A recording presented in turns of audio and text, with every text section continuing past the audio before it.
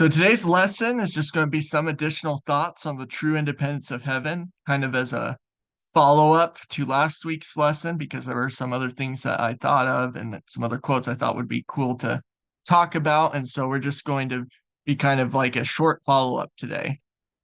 So I'm going to start off with a quote by Fred Collier in his pamphlet Adoption Law of the Kingdom.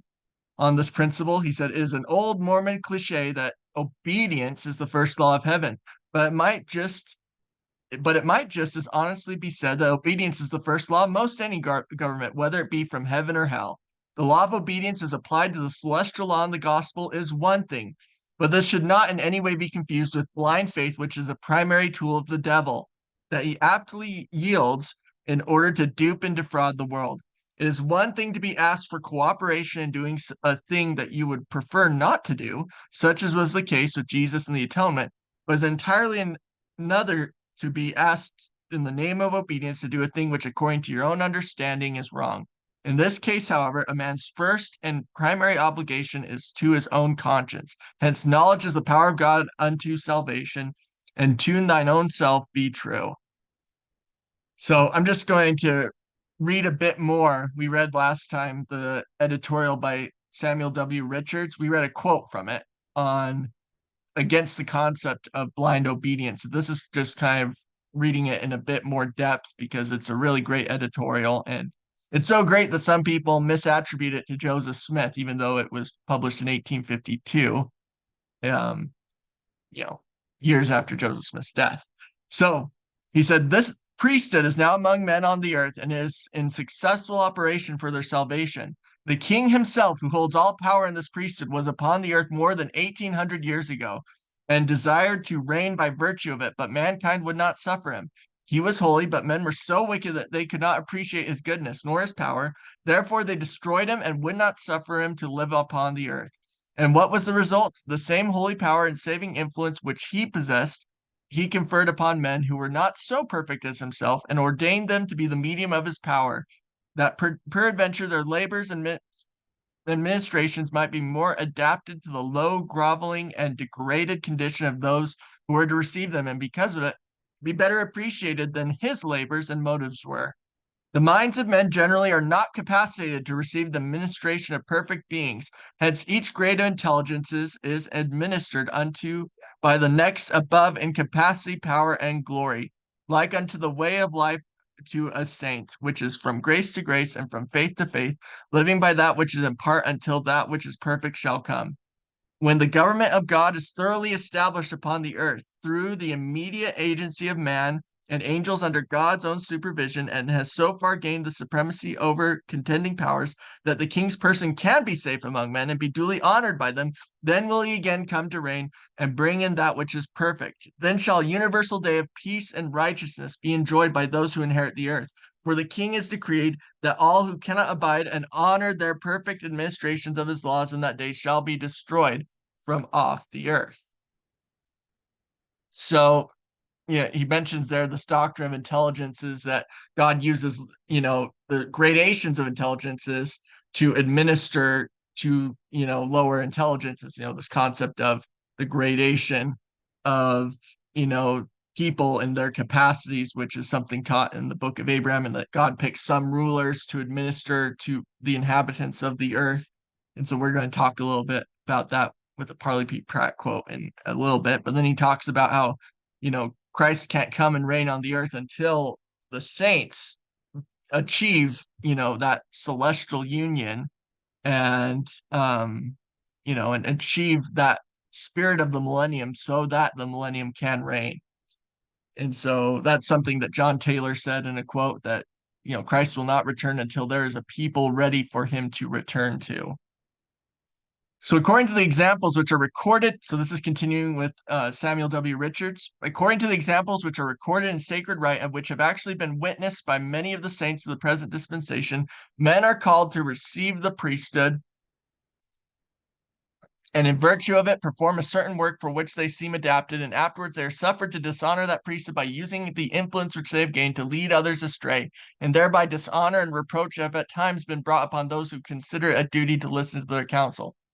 By being enabled to thus approach their enabled to thus accomplish their covetous, lustful, and unlawful ends, they have brought disgrace and suffering upon others, incurred the wrath of God and the disapprobation of his people upon themselves, and the power of the priest is altogether departed from them, for its virtue will not abide with those who violate its laws.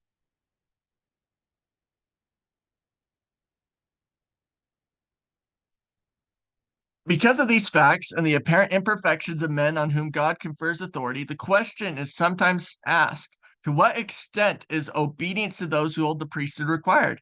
This is a very important question and one which should be understood by all saints.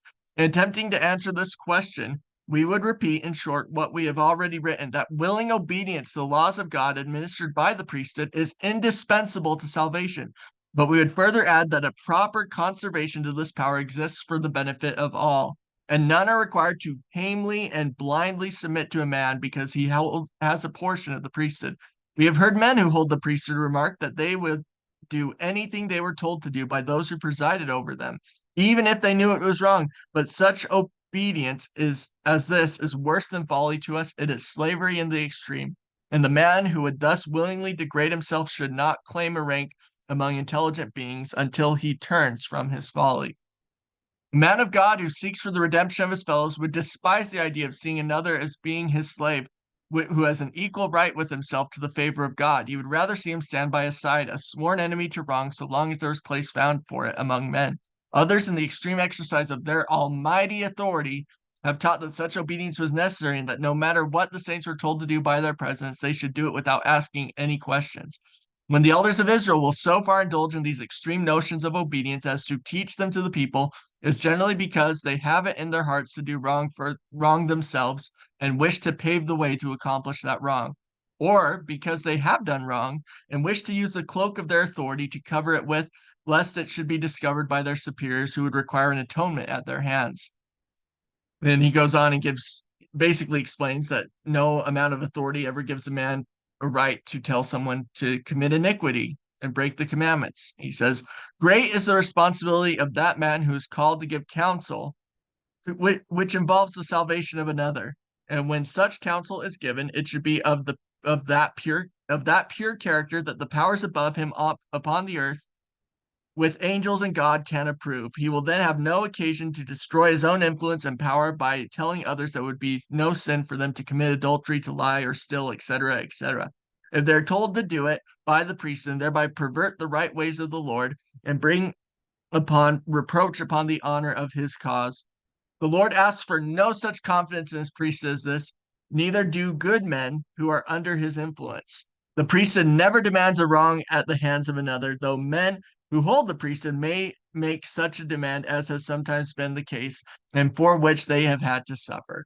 That's again Millennial Star, Volume 14, pages 594 to 595. So we read some quotes yesterday about why last week about Brigham Young about the necessity of having the true independence of heaven in order to become a god, or else you will have to be a servant somewhere. And he said that many individuals who are not capable of independence will have to be servants in the celestial kingdom, because they do not act for themselves and they need to they willfully choose to let their decisions be directed by others. And so that comes to this doctrine of intelligences, which is taught in the book of Abraham, and which Parley P. Pratt mentions in this quote. He said, it is a fixed law of nature that the higher intelligence presides over, has more or less influence over, a control of that which is less. The Lord, in surveying the internal intelligences which stood before him, found some more noble or intellectual than others, who were equally innocent. This being so, he exercised the elective franchise upon wise principles, and like a good and kind father among his children, he chose those for rulers who were most capable of benefiting the residue. Among these was our noble ancestor Abraham. And so there were quotes like this about, the people who aren't capable of governing themselves being governed by those who are. Yet Brigham Young and Heber C. Kimball make it clear in many statements they made that anyone can be regenerated upon true principles. And this is an example of one of Heber C. Kimball's quotes saying that. He said, quote, well, supposing a man is a long way beneath his fellows and is a little dried up, naughty, inferior man, Can that man be cultivated? Yes, sir, he can. He can take a course in the principles of righteousness by treasuring up truth, and truth is light, and light is life. Every word of truth that you gather into your bosoms is light and life. And the most inferior man or woman can be regenerated through the word of the living God, for the word will be in you, springing up unto everlasting life. That is the principle. So, some other thoughts that came to mind on the true independence of heaven after I gave the conference call last week was that the true independence of heaven is an adult principle. It's really a thing that, is not so much applies to children who do need to be directed and protected by, their guardians, their parents. But we should be cultivating our children independence and questioning and thinking for themselves so that they can grow to become adults that can discern for themselves and make independent decisions for themselves. And it brings to mind to me the story of Adam and Eve learning to discern good and evil for themselves. And it wasn't just, the serpent that said that you'll become as God and know good from evil. The Lord admitted that that was what happened. And the Lord God said, "Behold, the man is become as one of us to know good and evil." And so this goes along with the doctrine of free will, universal early Christian teaching of free agency to that we are morally capable to choose good or evil for ourselves.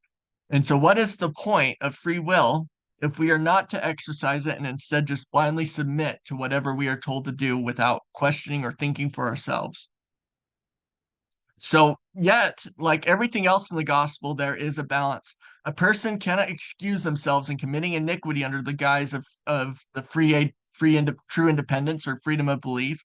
And while people are free to believe whatever they want, the priesthood has an obligation to promote true doctrine and true principles and discourage the promulgation of false doctrine.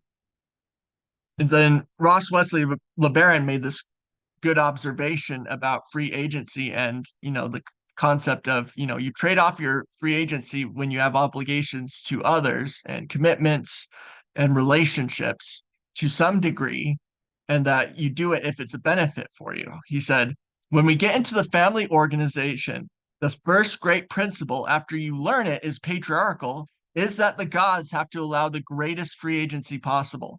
If they didn't, people wouldn't go with them at all. People want all the free agency they can get. As soon as a person takes total free agency, however, they have no ties with anyone. So perfect free agency means no ties, no responsibility, and nobody owes you anything, and you owe nobody and nothing. So free agency isn't what people think it is. The perfect free agency is to be able to have your own free agency first, then you make a trade. What you have to offer for what something, or somebody else has to offer. And so so there's a balance between freedom of belief and freedom to promulgate and promote false doctrine. There's a very common quote by Joseph Smith that fits along with the true independence, or at least the freedom of belief aspect of it, where he taught, "I do not like the old man being called up for erring in doctrine. It looks too much like the Methodists and not like the Latter-day Saints. Methodists have creeds which a man must believe or be kicked out of their church. I want the liberty of thinking and believing as I please. It feels so good not to be trammeled. It does not prove that a man is not a good man because he errs in doctrine." Yet at the same time, Joseph Smith also taught that some false doctrines should be bars to communion. And this was in a letter to the saints on June 25th, 1833. He wrote, say to Brother Hewlett and to all others that the Lord never authorized them to say that the devil, his angels, or the sons of perdition should ever be restored, for their state of destiny was not revealed to man, is not revealed, nor ever shall be revealed, save to those who are made partakers thereof. Consequently, those who teach this doctrine have not received it of the Spirit of the Lord. Truly, Brother Oliver Cowdery declared it to be the doctrine of devils. We therefore command that this doctrine be taught no more in Zion. We sanction the decision of the bishop and his council in relation to this doctrine being a bar to communion. So, and then the other balance is, while people are free to teach and believe what they, things that aren't explicitly false doctrine, that your freedom to believe and teach, what what you have a testimony of, and things that may be considered theorizing, yet you don't have the right to say that your personal revelation is binding on everyone else in the church, because there's only one individual appointed to receive revelation for the entire church, according to Joseph Smith's teachings and revelations. And this was reiterated by President Brigham Young and other church leaders as well. So Joseph Smith revealed that there's only one individual called to receive revelation for the church in D&C 43, verses 2 through 5. For behold, verily, verily, I say unto you that ye have received a commandment for a law unto my church through him whom I have appointed unto you to receive commandments and revelations from my hand. And this ye shall know assuredly, that there is none other appointed unto you to receive commandments and revelations until he be taken, if he abide in me. But verily, verily, I say unto you that none else shall be appointed unto this gift, except to be through him. For if it be taken from him, he shall not have power except to appoint another in his stead. And this shall be a law unto you, that you receive not the teachings of any that shall come before you as revelations or commandments. And this I give unto you, that you may not be deceived, that you may know they are not of me. So it's talking about this order in the priesthood. And Brigham Young reiterated this in an epistle of the First Presidency on January 29th, 1860. He said, no member of the church has the right to publish any doctrine of the Church of Jesus Christ of Latter-day Saints without first submitting them for examination and approval to the First Presidency and the 12.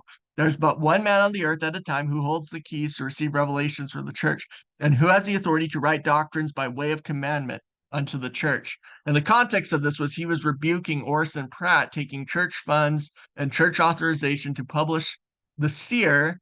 And then Orson Pratt got into his speculations and his speculative theology in there, which Brigham Young said were incorrect and not true. And he even taught against some of the things Brigham Young taught, using church funds on a mission. And so, Brigham Young had to eventually do an epistle saying that this was incorrect of Orson Pratt to do these things. So this is a concept, the doctrine of, the fountainhead of revelation being the head of the priesthood, is something that we'll talk about more in a future conference call.